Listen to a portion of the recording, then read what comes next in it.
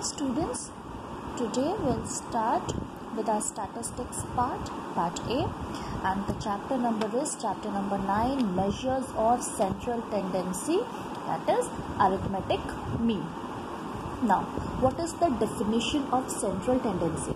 A central tendency refers to an average or a central value of a statistical series, also called as measure of location. Measures of central tendency refer to all those methods of statistical analysis by which averages of the statistical series are worked out.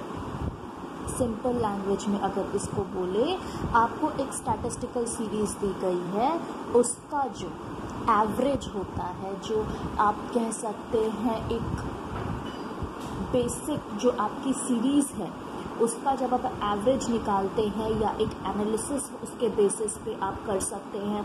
अब जैसे कि आपको ये हमें ज़रूरत क्यों है, क्योंकि अगर जैसे आपको मैंने 10 यूनिट दे दिए, उनका एवरेज आप आराम से निकाल सकते हैं, लेकिन 1 लाख लोगों का आपको दे दी गई है यूनिट, कैसे आप एवरेज निकालेंगे? एक एक को आप ऐड तो नहीं करेंगे. अब जैसे कंट्री की जीडीपी निकालनी है, कैसे आप एवरेज निकालेंगे? या फिर लाइफ एक्सपेक्टेंसी निकालनी है, या जो हमारे आजकल कोरोना केसेस चल रहे हैं, एक एवरेज ही हम निकाल रहे हैं कि कैसे किस बेसिस पे रिकवरी रेट हो रहा है, किस बेसिस पे हमारे डेथ रेट हो रहे हैं. जो पूरा ऑल ओवर वर्ल्ड का जब हम कोरोना केसेस का हम इतना ज़्यादा एनालिसिस कर रहे हैं, वो कैसे हो रहा है? डेटा के बेसिस पे हो रहा है, जो डेटा प्रोवाइड किए जा रहे हैं गवर्नमेंट को. सारे जो गवर्नमेंट हॉस्पिटल्स या प्राइवेट हॉस्पिटल्स या जितने भी कोविड सेंटर्स हैं, वहाँ से वो डेटा जाता है, उसका एनालिसिस होता है, और उसके एवरेज के बेसिस पे हमें जो है रिकवरी रेट, डेथ रेट और ये सारे रेट्स हमें पता चल रहे हैं. तो this is all about arithmetic mean.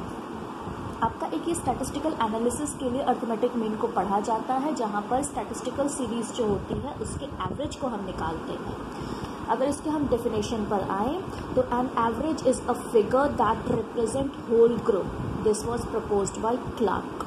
Clark was an economist and he said कि एक जो एवरेज होता है वो रिप्रेजेंट करता है होल ग्रुप को.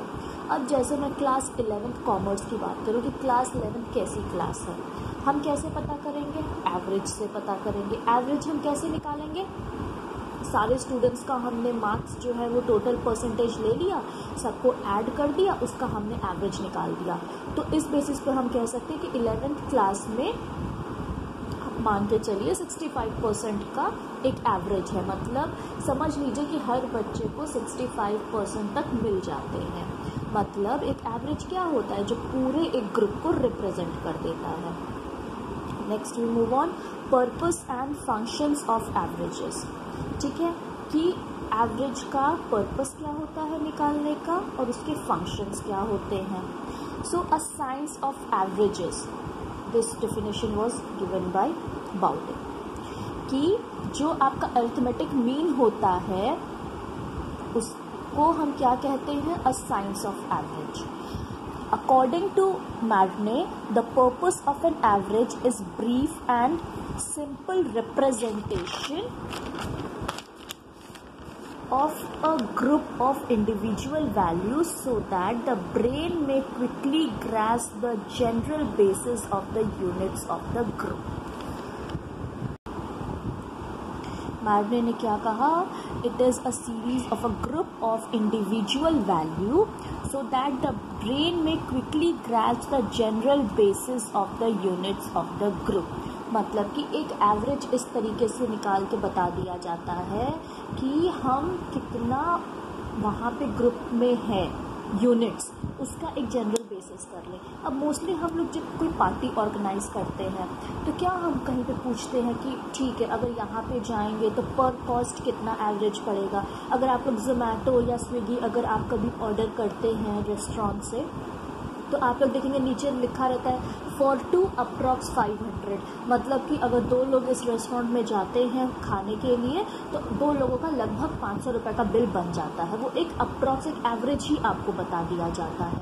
सो इससे क्या होता है कि ब्रेन जो है एक क्विकली डिसीजन कर सकता है जनरल बेसिस पे.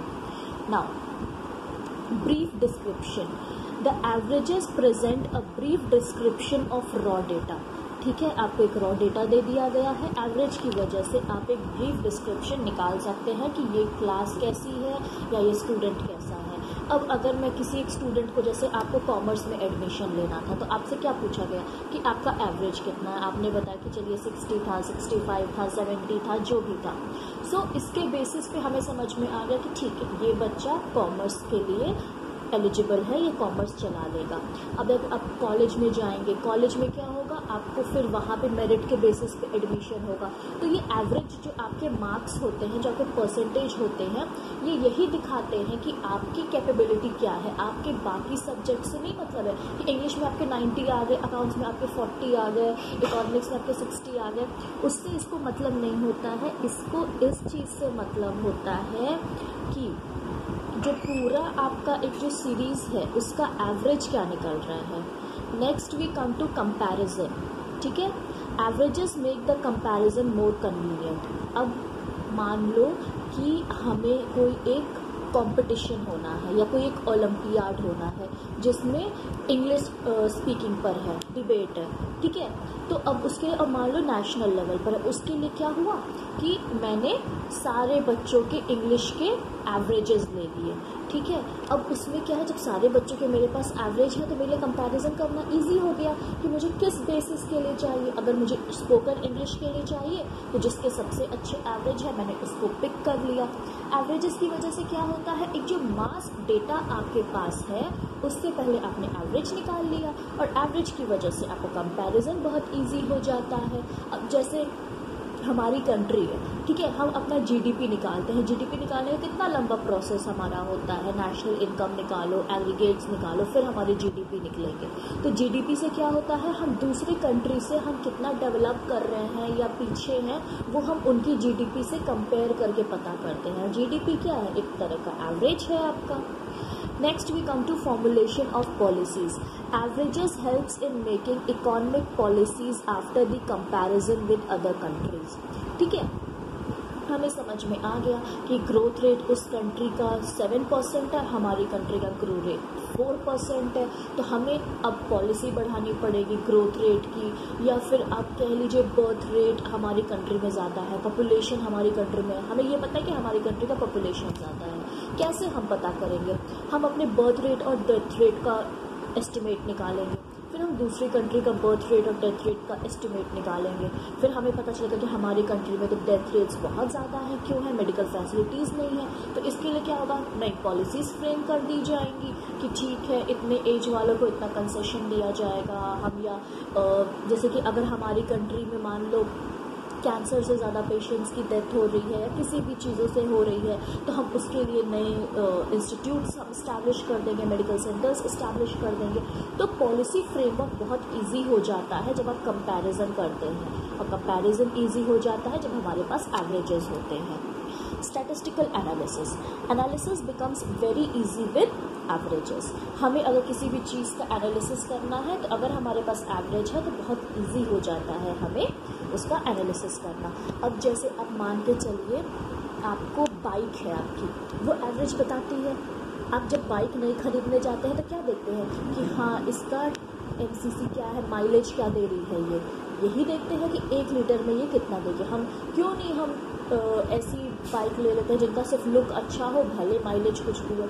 हम हमेशा क्या देखते हैं, एवरेज देखते हैं कि 1 लीटर अगर हम पेट्रोल उसमें को इनपुट करते हैं तो हमें कितने किलोमीटर्स तक ये जाएगी, राइट। तो माइलेज हम देखते हैं, एनालिसिस हम एवरेज के बेस पे करते हैं जब हमें बाइक भी खरीदना होता है। वही सेम चीज़ आपकी यहाँ पर अप्लाई होती है। Next we come to one value for all, ठीक है। एवरेजेस प्रेजेंट द यूनिवर्स और द मास ऑफ यूनिवर्स, ठीक है। जो एवरेजेस होते हैं ये आपके यूनिवर्स को और मास ऑफ यूनिवर्स को प्रेजेंट करते हैं। नेक्स्ट आगे हम बढ़ते हैं नेक्स्ट टॉपिक पर, it is essentials of a good average. अब एसेंशियल्स क्या होते हैं गुड एवरेज के, कि गुड हमने एवरेज निकाला, उसके लिए क्या क्या ज़रूरी है कि it must have clear and stable definition, ठीक। Next representative, simplicity, certainty, absolute number, least effect of a change in the sample and algebraic treatment। ये एसेंशियल्स हैं ऑफ अ गुड एवरेज के, ठीक है, कि एक क्लियर एंड स्टेबल डेफिनेशन हो, पूरे जो यूनिवर्स है उसको रिप्रेजेंट करे, सिंपल हो, सर्टेनिटी हो, एक कोशिश करते हैं कि डेसिमल में ना हो, एब्सोल्यूट नंबर हो, फ्रैक्शंस में ना हो, least effect of a change in the sample, मतलब कि अगर हम एक वैल्यू उसमें और बढ़ा दें या कम कर दें तो ज़्यादा फर्क ना पड़े एवरेज में, ठीक है, और एल्जेब्रिक उसमें ट्रीटमेंट हो। Next we move on to types of statistical averages. हमारे जो एवरेजेस हैं उनके टाइप्स क्या हैं? पहला है आपका मैथमेटिकल एवरेज, जिसमें हमें पढ़ना है arithmetic mean, geometric mean and harmonic mean. Next हम आगे देखते हैं पोजिशनल एवरेजेस। पोजिशनल एवरेजेस में क्या है? Median, partition value and mode. ये आ रहा है आपको समझ में? जब हम स्टैटिस्टिकल एवरेजेस की बात करते हैं तो उस एवरेजेस में हमारे दो तरीके के एवरेज बनते हैं।